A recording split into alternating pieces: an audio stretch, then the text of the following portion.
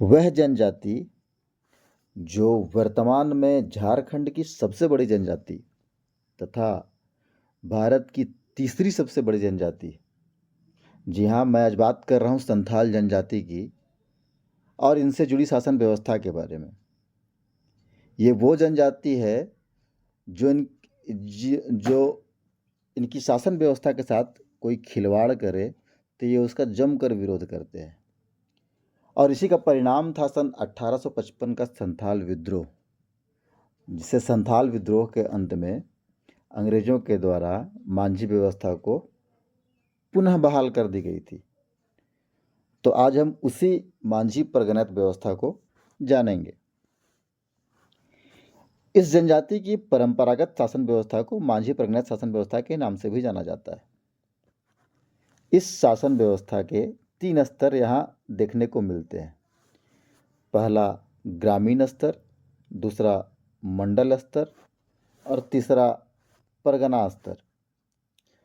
तो आइए हम लोग जानते हैं डिटेल्स से इन तीनों के बारे में।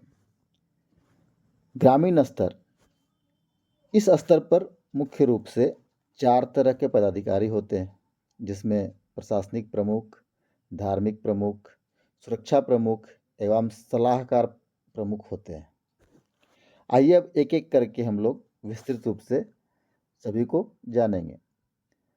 प्रशासनिक प्रमुख, इसमें ग्रामीण स्तर पर मांझी को संथाल गांव का प्रमुख माना जाता है।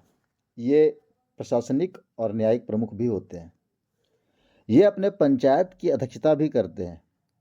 इसमें सहायक के तौर पर जोग मांझी, गोड़ाइत और प्रमाणिक होते हैं, जिसमें जोग मांझी का मुख्य कार्य गांव के युवाओं और उनके आचरण पर नज़र रखना होता है, जिसके कारण इन्हें युवाओं का नेता भी कहा जाता है। साथ ही जब भी गांव में कोई अविवाहित महिला गर्भवती हो जाती है तो उस अविवाहित महिला से होने वाले बच्चों के पिता का नाम पूछा जाता है। यदि वह बच्चे के पिता का नाम बताने में असमर्थ है तो होने वाले बच्चे का गोत्र जोगमांझी के गोत्र के नाम पर रख दिया जाता है। इसके अलावा ग्रामीण स्तर पर प्रमाणिक भी होते हैं, जिन्हें उपमांझी की संज्ञा भी दी जाती है।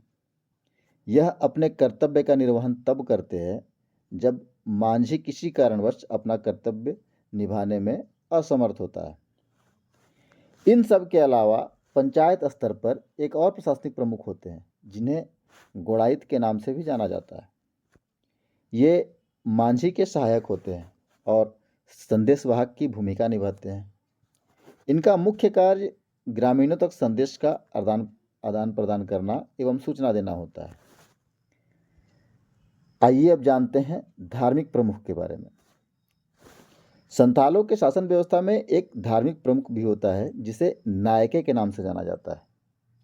इनका मुख्य कार्य गांव के विभिन्न पर्व त्यौहार एवं शादी विवाह का संपादन करना होता है। उसके साथ ही गांव में उठे धार्मिक मामले का निष्पादन इन्हीं की देखरेख में किया जाता है।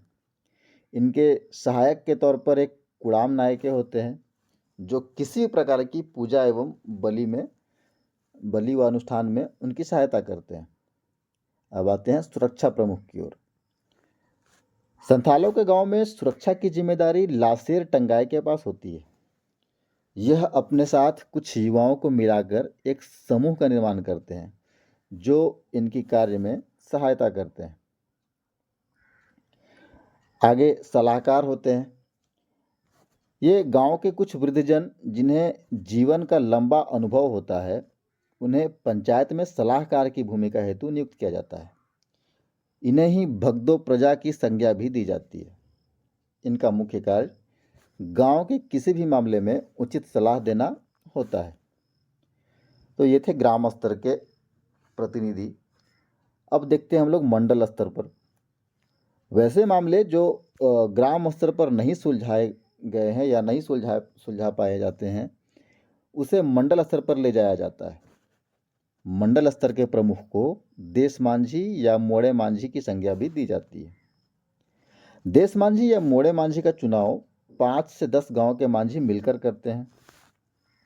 यह 5 से 10 गांव के मांझी आपस में मिलकर ही एक मांझी का चुनाव करते हैं, जो मंडल स्तर का प्रमुख होता है, जिसे ही देश मांझी या मोड़े मांझी भी कहा जाता है। अब अंतिम होता है परगना स्तर।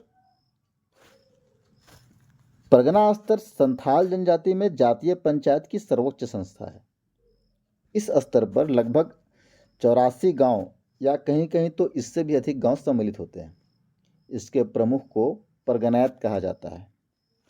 वैसे मामले जो ग्राम स्तर पर तथा मंडल स्तर पर नहीं सुलझ पाते हैं, तो उस मामले को परगना स्तर पर लाया जाता है।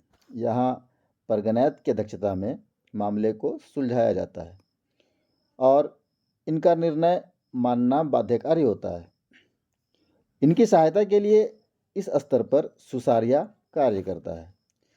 तो ये थे संथालों की जनजातीय शासन व्यवस्था। इसी तरह के अन्य वीडियोस देखने के लिए कृपया हमारे चैनल को लाइक, शेयर एंड सब्सक्राइब जरूर करें। धन्यवाद।